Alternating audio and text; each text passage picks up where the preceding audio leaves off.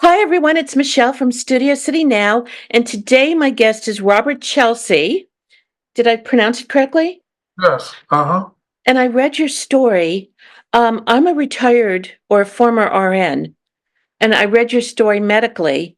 And I was like, this is amazing what you went through from the accident, which happened here in California, Yes. to, I looked at the pictures, which are very graphic. I don't know where to begin except you are so fortunate, and I know this changed your life. So, why don't you tell me, like, a little about your background and then some of the accident and everything you've been through? Well, the accident occurred in 2013 in August, so it'll be about 11 years uh, this August, the 5th. And I was on the freeway. My car overheated, and I pulled to the side on the shoulder. When after about a few minutes, I was on the phone talking with a friend to see if he could bring a hose or something like that. Uh, and then I noticed a car swerving across some of the lanes on the freeway, and he drove right onto the shoulder, the same one I was on, and he ran straight into me. My car went up in the air. When it came down, a few seconds later, it settled, and then it blew up. So uh, I was very fortunate to be able to start getting out. I went toward the left, and it seemed like I was going through a long tunnel of fire. And fortunately, there was you might say, a good Samaritan. His name is Richard Robles. He was on the other end, assisting me in getting out of that burning car. He said he tried to take my arm, but my arm was melting, so he had to get a belt buckle and try to escort me to a safer area. We checked on the driver, the drunk driver, and he was okay. He hadn't gotten hurt. And so I was still conscious all that time. And when the ambulance came, I told them who I was and who to call. And I just thought somebody would come to the hospital and and pick me up from there after I got checked out. But it turns out that I was much more severely burned than I realized. My lips had actually been burned off and part of my tongue, and and so I kind of looked like a Halloween mask. But I didn't wake up until 6 months later. So August the 5th until I woke up in February 2014. Mm. Yeah. I'll be, throughout this interview, I will be, unfortunately, the more I talk, the more my nose it decides to run. That's Uh, okay. One thing about a face transplant versus uh, replacing a liver, heart, lung, kidney, one organ might come out, another organ goes in. But you won't know that until somebody tells you that they had a transplant. Whereas mine is external. In addition to that, because it's a full face, from my head, this is his hair, this is his chin, this is his forehead, cheeks, lips, nose, and they all react differently. It's like if you put in another kidney, but then you gotta pay attention to that kidney and how it will interact and integrate itself to the other organs. When you have a full face stance, the cheeks has its own way of integrating. The chin has a different way. The lips have a different way. The nose has a, so they all react differently, and they have to, you know, it's different characteristics that respond because what basically happens is my face has to be stripped and the donor's face is stripped. As a result of that, they have to sew the blood vessels, the nerve endings, the muscles, tendons, all the external tissues. So they have to sew them together so that the blood flow will continue on. And so it's much more intricate process versus replacing a heart, lung, liver, etc. Wow. I mean, this is quite a story. Um, the donor obviously is no longer with us. That's correct. Okay, so you said you were in the hospital August 5th and you woke up in February. Yes. Was this at what's it, Brigham and Women's Hospital in Well, when I was the burns took place in 2013. I did not receive the face transplant until 2019. Oh, okay. So uh, from 2013, I was actually in the hospital about a year and a half until 2000, late 2014. I got discharged and I still wasn't able to walk or move around very much. And so I recuperated for about 3.5, 4 years at my sister's. And she took care of me along with the physical occupation, speech therapist. So all of that continued on, and then I was introduced by one of my plastic surgeons. I was introduced to face transplant. He had a friend who had studied under Dr. Bolden Tomahawk in Boston, and they made that connection. Tomahawk called me, and that's how ended up at Brigham Women's Hospital in Boston. They are the medical center or the research medical center for Harvard University. So it was a 5 or 6 year process before I received a face transplant. Let's get into your recovery, which was 2013. Uh,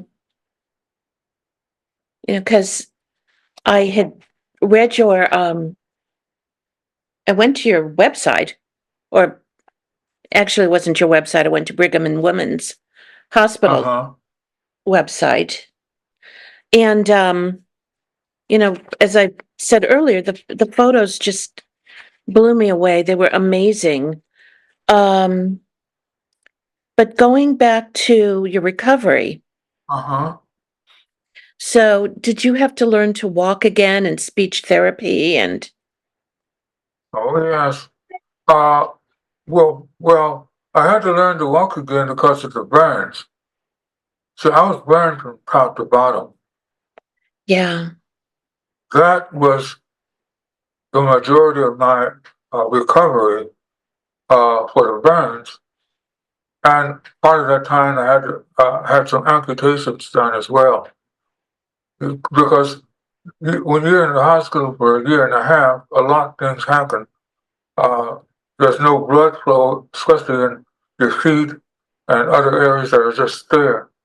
And so two of these fingers had to be amputated, mm-hmm, and two toes they uh, became gangrene, so they had to be amputated as well, um, and other things. So during that recovery, I could not walk. It took about at least a year and a half, 2 years before I could walk.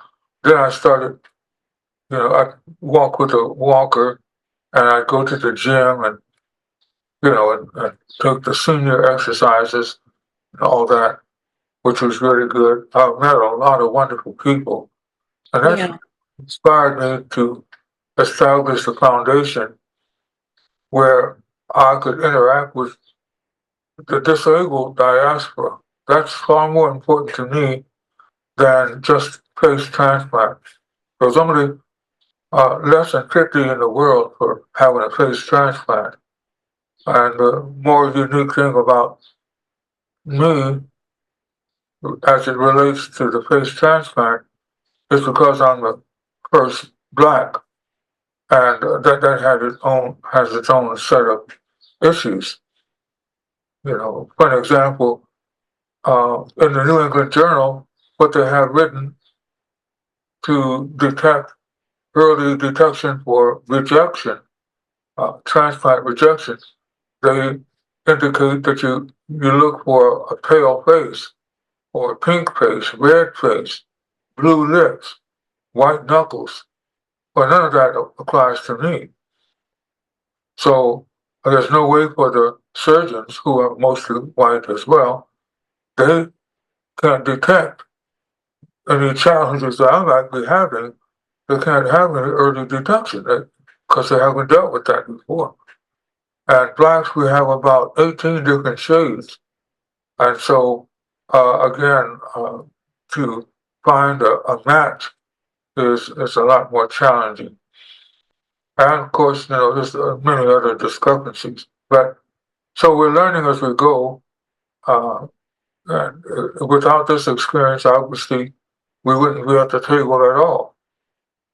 So, from that perspective, I'm certainly grateful.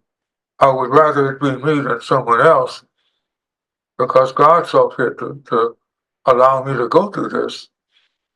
Mm. And because he's such a perfect gentleman, who could be a better provider? And as a result, he has carried me through in such a comfortable way that I'm glad that I had this chance to be exposed to it versus someone else that might consider it to be tragedy. Now, did you say you were a veteran? I don't remember. No, I'm not a veteran. Oh, okay. Okay, now, when you were in the hospital the first time, which hospital were you in? UCI, University of California, Irvine Burn Center.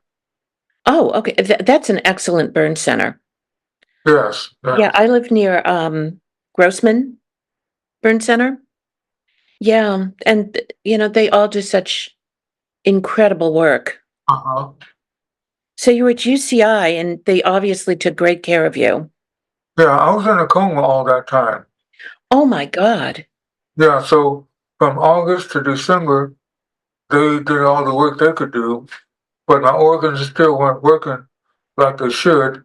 So they sent me to a long-term center called Kindred. And at Kindred, in February 2014, I woke up. I stayed there for a few more months, and they sent me to a rehab, Rancho Los Amigos Hospital, which is also uh, well world renowned when it comes to rehabilitation. Oh, I know. Yeah, and I wasn't able. I stayed there three weeks, and they felt that I wasn't strong enough to be rehabilitated, so they wanted my head to be regrafted and my amputations to take place.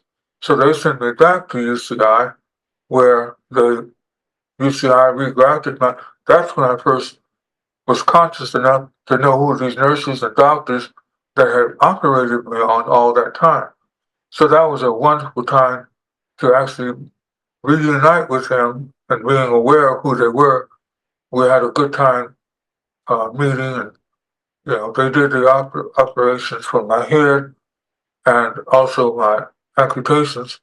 Then they sent me back to Kindred again. So I was at UCI twice, Kindred twice, and then uh, they sent me eventually to Paramount Meadows, and then I got discharged. So it was about a year and a half before I actually could walk. Or not, I couldn't walk at the time, but I could actually see the sun outside, and breathe fresh air and so on. Yeah. Wow. I mean, this is, like, so incredible. Now, so this was 2013. to like maybe 2015? December 2014. Okay. Guys, then my sister lived in Victorville. You're probably familiar with I Victorville, am. Styria area. And of course, it's all desert. So that was a good place because I didn't have to see or interact with any friends and customers and so on. You asked me what I was doing before the accident. I provide custom rubber stamps, desk signs, name badges, things like that, marking products, Mhm. dog tags, and so on. And I provide these for different companies, post office, and they use return to sender stamps and all kind of other, registrar recorder. You have to get your vital records stamped and licenses and things like that. So those are the kind of products that I serve to LA County Treasurer and Tax, Auditor Controller, and so many others. And I'm self-employed. When you're having that kind of experience, uh, I guess I should share this with you. During my hospital stay, Michelle, when you're in the hospital that long, your your creditors don't know who you are, where you are.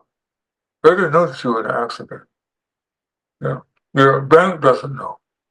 Your Yeah. mortgage can't get paid.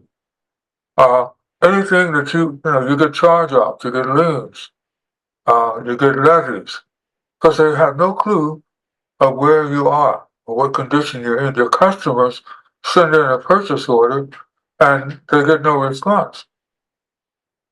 So all of that those are adversities multiply exponentially. You know. And so it's not like you recover from that, but you basically lose, you know, almost everything except for, fortunately, your life. Yeah. Yeah. But then there's a new life, which is where my gratitude seems to be uh, increasingly appreciated day by day. I, I can't even express to you how wonderful this has been for me to discover a new dimension that God has provided. Somebody has got to go in the valley in order for you to discover that there's lilies in the valley. He provided that. You could read a lot of nice things. David said, though I walk through valleys of shadows of death. He said, I fear no evil, for God was with me. Well, those words, I understand now. It wasn't just a poetic letter. Hmm. It wasn't just faith. It wasn't just belief or trust. But David was expressing what he experienced personally. He discovered there was lilies in his valley. So how can you not be grateful when something like that is provided for you? Yeah. And as a result of that, I'm glad to share my story with anyone that's willing to hear it, and hopefully they can not just be inspired, but they can trust God. This is kind of ironic. Maybe 3 weeks before we can reconnected on LinkedIn, I had just finished a movie about being a donor and kidney transplants. And then you reached out, and I was like, wow, there's something going on. Just amazing. Yeah, I'm all for the donor program. Um, Now what are you doing now work-wise? Well, most of my time now has, other than the medicine, and that's an ongoing challenge because you're committed to so much medication. Yeah. During the burns, up until the transplant, I didn't have to take any, even though my body might have been all burned up. I didn't have to take any special medications. other than lotions and things like that to make sure that your skin is lubricated. But now, like the medication is so great. And you have to take it because there's no way that at least your surgeons know of how else you could maintain a healthy organ without the medication. There may be other ways that we'll discover as time goes on, but right now they do know about the medication, and as a result of that, you have to take it. But it's very, very, very expensive. We tested in 2016. We tested one medication to make sure that my body could handle it before the transplants. And for a 60-day supply, that one medication was $11,300 for a 60-day supply. Yeah. Yeah, you have to take the anti-rejection. The anti-rejection medication, the immunosuppression medication, and this is just to keep you function. This is not to build you up. See, you still have your own. You still have to make those own efforts of physical and occupational therapy to build yourself up, to eat the right kind of foods. You can't have foods that are leftovers. You can't use a regular home the towel that you dry off with to dry your hands. You have to use paper towel and throw it away. So a lot of things that you have to do that's mandatory. That's quite unusual or not expected of other patients. Right. Yeah. For why can't I think of the word? Well, for germs and for Yeah. yeah. So that's what I'm doing now is I share as much as I can with as many groups as possible. It's not necessarily a popular subject to talk about donor awareness or donor education, but it's so important. I wouldn't have this face if it weren't for a precious family who would sacrifice their loved one and allow me to have their face.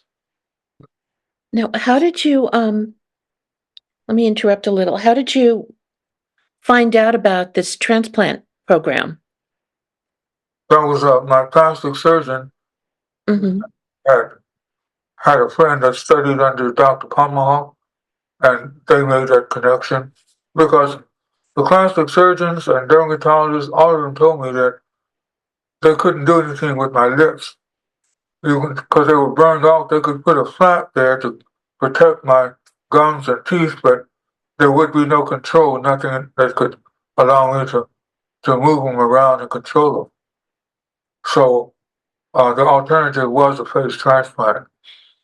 At the time, the cutoff age for face transplants was 50 years old, but I was already 64 before we started talking. Oh, right. We're the same age, so Oh, you're 64? Go out. Oh, I don't think 68. we're the same age. I'm 73 now. Oh, okay. And I'll be 74 this year. I'll be a year older in June. Oh, well, June what? It's coming June, up. June 12th. Oh, okay. Well, you might know a friend. He's in the movie industry. Ren T. Brown, WREN. Ren. Oh, that name sounds really familiar. He's the director of the Albany Preparatory. What was called the Nate Holden Preparatory Theater. Before that, it was called Agony Showcase. Mm-hmm. Well, he's the director of that, and he's in this. his birthday is June the 14th. That's why. I mean, not June. Oh, I just wrong date. I think it's six. That's okay. Anyway, close to yours though. Yeah, I'll look them up. Yeah, My yeah. sister's June 11th, so, but there's 7 years between us. Yeah, I think June 11th is his birthday. Oh, okay. Yeah, that's why I was, yeah. But so there's those challenges. You've been the oldest. You don't the surgeons don't know what to expect. Um, and because you're the only black, virtually no one knows what to expect. But it's worthwhile to encourage others to consider it because some stem cells can replace sickle cell, and one eye can replace 8 other eyes. So it's very important to be able to live a normal life, or have a chance of living a normal life through uh, having organ or tissue donations. Yeah. So that's what we're trying to do. Before I had a transplant, this is how I would drink. I would have to drink out of a 60 milliliter syringe. I tilt it up like this. Mhm. Yeah. Because when your lips are burned off, all your saliva just keeps on coming out. Oh, And if you try to wear a mask, it'll just spread up, within seconds. So I always had a towel with me. My towel's right over there, but I always had a towel on my shoulder because I was, I'm always, yeah. we're drooling a lot. Yeah, I think you probably have some of those pictures, at least on the website, other places like that. And even now, for that Yeah. matter, I uh, have one picture. I don't know if it'll show. oh yeah, Yeah, I saw that and, yeah. I at that point, I knew you were in a lot of pain. Well, Michelle, would you believe I had no pain? Really? Not only did I not have pain during the burns, I did have some pain initially at the burn site. I went into a coma as soon as I laid on the gurney from the ambulance. I went into the coma, and I didn't wake up for 6 months, so I didn't have any pain. When I did wake up, I had no pain. I mean, there's irritation and soreness and things, but no pain. Even my face transplant, the next day, what you see, it was magnified because the swelling. Yeah. So now I wasn't wrapped up. It was just like this for the right after the transplant, and I had no pain. Now I know that was unusual. No one should expect it. I didn't expect it, but look at what God can do. Amazing. Yeah. Now, I know all these medications are expensive. How is that being taken care of? Moment by moment, new mercies unfold. Got it. Yeah, there's not enough money that can take care of, you know, that's the expenses I, my monthly expenses are not close to my medical expenses. Medical expenses run about $4,600 a month alone. Ooh, Yeah, every month. Now they vary because we change medication a great deal. I was in the hospital I went to my surgeon that did the transplant was at Mhm. Brigham Women's Hospital. That's in Boston, Harvard's medical center. It's called General Mass now. But anyway, he about 2 years ago he left. 3 years ago he left Brigham, Harvard's hospital, and he went to Yale's. So now he's the chief overseer at Yale. I just went to Yale April the 8th, came back, and I got an infection on the 14th of April. I've been in the hospital for the last 7 days. I got out on the 20th. So it hasn't been a month since I've been back, where you and I are talking now. And of course the medications change. So you have to so all these adjustments, become very, very uh, challenging, to say the least. Now, did you have to, well, I know before the transplant you had to change your diet. Have you had to change it again? Well, before I could almost eat what I wanted to, as long as I could get it in my mouth, because my mouth opens about this wide. The average person will open up when you yawn. You open that wide. Well, mine, I guess, because of the accident, the mandolin doesn't open. It's just it's Right. stiff. So no matter what I do, when I eat, I just eat like this. Somebody else would eat like this. Uh-huh. I eat like this. Baby bites. Yeah. And I can't do this. Now, with your hand open, Yes. Oh, oh, I know, that's all the burn. well, this is partly burn and partly cadaver skin. I don't know if you can see the difference right here. I This can. skin, and then the rest of my arm, you'll see it's it's grass. See, on my arms, grass. Yeah. But the darker portion here is cadaver skin. Oh, okay. That they put that on uh, at UCI because all the fluid was coming out. Remember, my arm had been melting as soon as I got uh, out the burning car. So they had to put cadaver skin to keep, keep the liquids intact.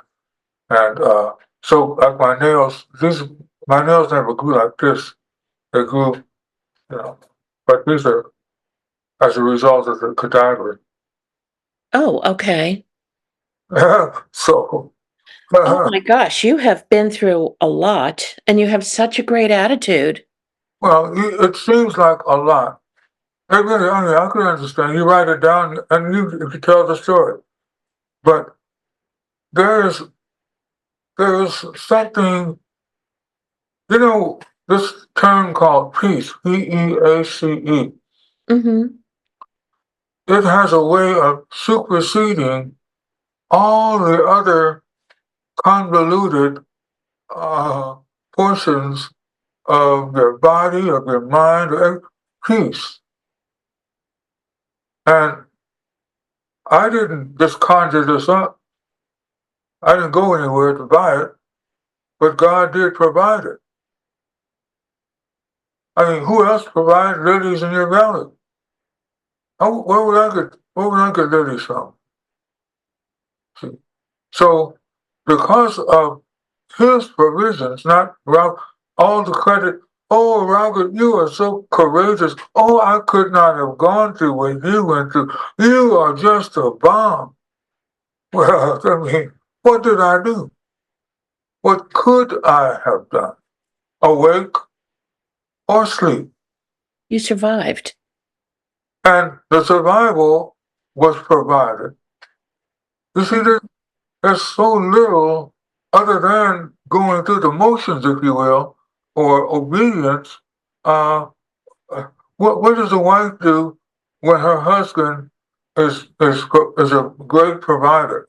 Well, she is his support, but really she doesn't have to do much. Just stand by him, just follow with him. that is if he's doing the right thing, of course. But God is doing the right thing. So it's easy for me to, you might say, survive. It's easy for me to be more than happy to follow his guidance. So, and that's what's happened for me. So it's just, you know, it's tough to take or give or allow anyone else to give credit to something I have no control. If I was in charge, how would I have survived? What tools would I have used? What method would I have known of or perfected to the point where I could have this kind of peace and joy? When's the last time that you know of that anyone has said there has been a joy provided in my life? We could say they were happy, they had fun, but no, joy is something I can liberally say now. Yeah. So, from what you say, what I've gone through, my dear, I don't wish it upon, but I certainly wish the experience uh, of the outcome, I wish that could be provided for. Why do you think Christ came? That you might have joy unspeakable. Now, those words mean nothing until you actually know what unspeakable means. Until it comes to a point where what else can I say? What could that's unspeakable. And that's where I'm at now. So I'm glad to be able to just answer whatever I can to you. I'm happy to do it. Now, if anybody wanted to get a hold of you or um, ask you questions or anything, how would they do that? They could call me, they could Google me, they could email me. The foundation is called Robert Chelsea. I never really liked to use that title, Robert Chelsea Foundation, but everyone suggested that since that's my name is going to be remembered more than anything else. But I Yeah. would like to look at it as a sinews. See, sinews meaning connectors, ligaments, and that's what I want. I want to be a connector to especially our disabled. Mhm. They need the support. You asked me, was I a veteran? Well, I am not, and glad that I'm not. However, as a veteran, if I were a veteran, there are so many more uh, funds, attention, emphasis on cancer patients uh, or wounded warriors. They get not just whatever medication and support they can get medically, but because it's advertised like that, now the outpouring of gifts and donations and so on are much, much greater than somebody that's been injured in a drive-by or whatever, and where they're going to get their support from. And if their income, the military's income, let's just say it was $5,000 a month that whatever work they were doing, they got their income. Well, the veterans, they get the discounted housing, they get all these other, well, that other accident patient doesn't. Yeah. It's not income if you don't meet. So it's, the need is great for so many people that we're not. Look at the trouble that veterans are even having. See, how much more challenges is it for those that are non-veterans? Yeah. Yeah.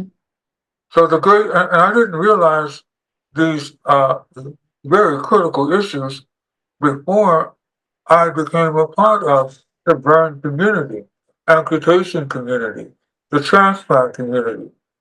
I didn't realize. So I've heard, people say, oh, their medical expenses, people have sold their house, they've done all this. But now I'm in that position where I realize this is serious. You know, this is very serious. medicine in this country, um, I've always felt it's not patient oriented, but that's a whole different podcast.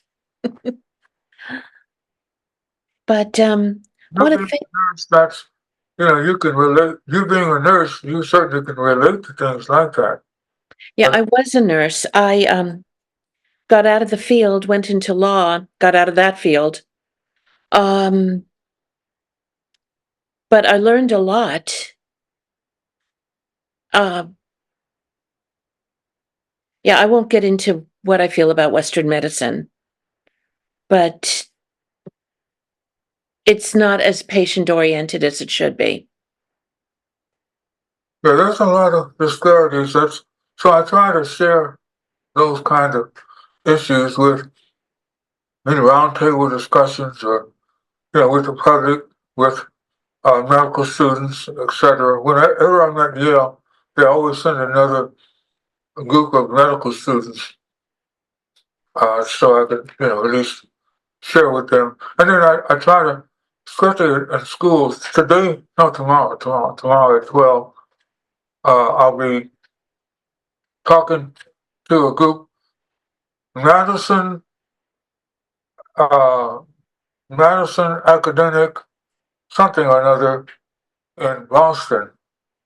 And I like to talk to the high school and middle schools because what I do is I'll show them, I'll wear loose clothing and then I'll show them my legs and my arms and so on, so they can see what that their peers, the peers that might not be able to walk and run like they can move around. They can see that there could be a birth defect, or they Mhm. could run like myself, a house Or fire, or electrocutions. You know, mhm, so much can happen to a child, and their peers, the kids, will teach them about it. So I try to do what I call show and tell, so that they can see that I'm still the same person, but I may not be able to do what you can do. See, even my hands, I can't make a full fist because the accident, so on. So I, uh, I just want to try to make sure that they realize to be a little bit more empathetic toward their peers.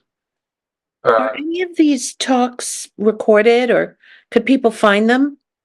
yeah, there.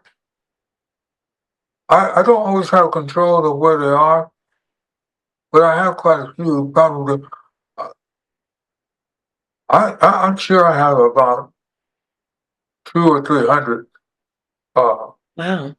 recordings because at least once, well, maybe twice a month out of 30 days, may have an interview. So once they edit it, they send it to me. Sometimes they send it to me, sometimes they don't. And then, yeah, so that's what I do.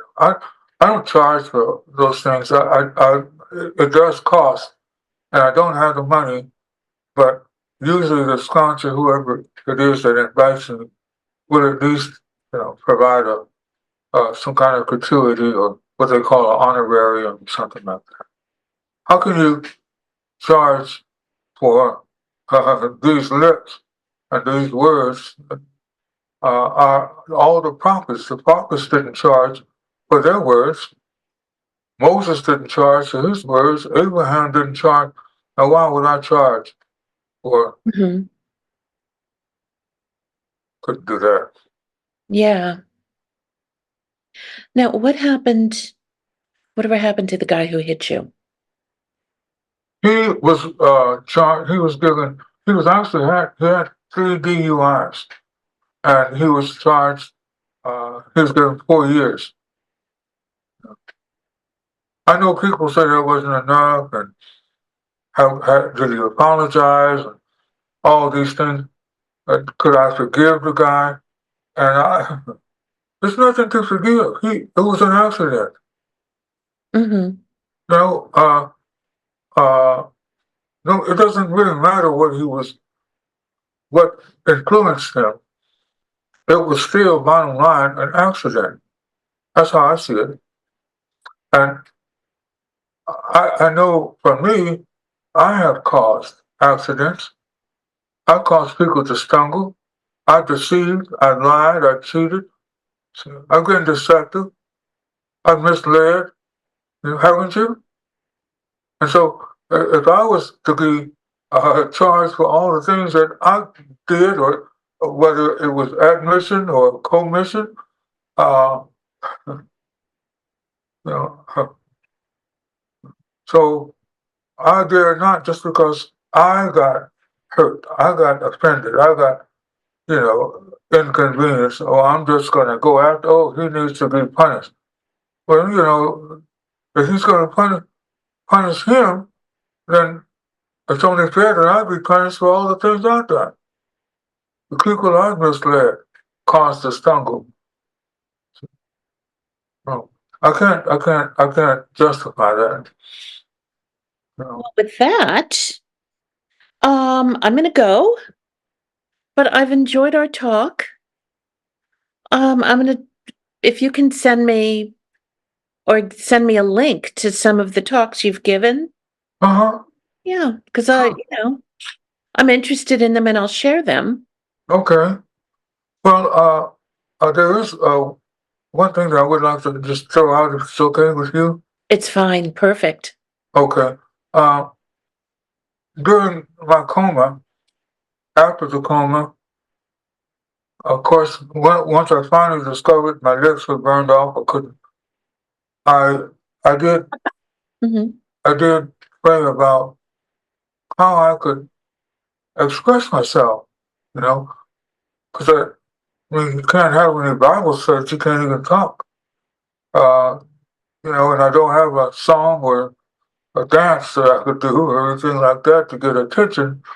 And I talked to the Lord about that. How I know you don't want me just to stop sharing your wonderful ways. Because I was in this dilemma, I didn't know how God wanted me to proceed. mhm, Uh, as I expressed myself, uh, I got an interruption, a verbal interruption, and he gave me one word. That word was kindness. And it immediately made me realize that it wasn't about me having a lot to say, but God doesn't just want me to be a nice guy and use kindness when I see fit, but He wants a holy man to be a kind man, not to use kindness. And so, in other words, He made it clear to me that I have to step up. Uh, See, to man's standards, you might be a nice lady. I might be a nice guy. You might be considered a sweet lady, a kind person. I might be considered sweet, kind, but he's not looking for man's standards of kindness, mhm, which you and I can achieve. But he's looking for his standard of kindness. And I've never been holy before. So I'm glad that he had to take my lips away for me to discover his kind of kindness, which no one could talk into. See, you can't give a song and dance to bring that about. It's got to mhm. be way down deep here. It's got to be a part of your anatomical soul. And so I'm glad that it has allowed me to be challenged to come up higher in a dimension that I yet had attained. But now I have this opportunity because I don't have those same crutches or vehicles that I would normally use.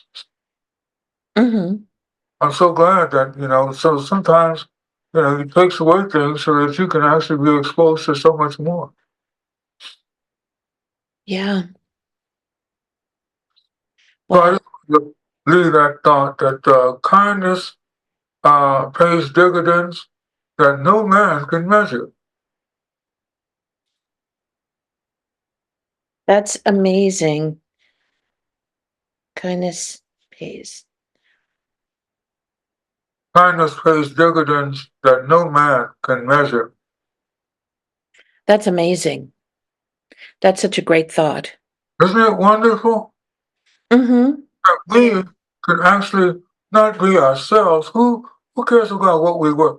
But look at the future. And if I can have that strong enough, as that can be my foundation for life, then I can pass that on to you.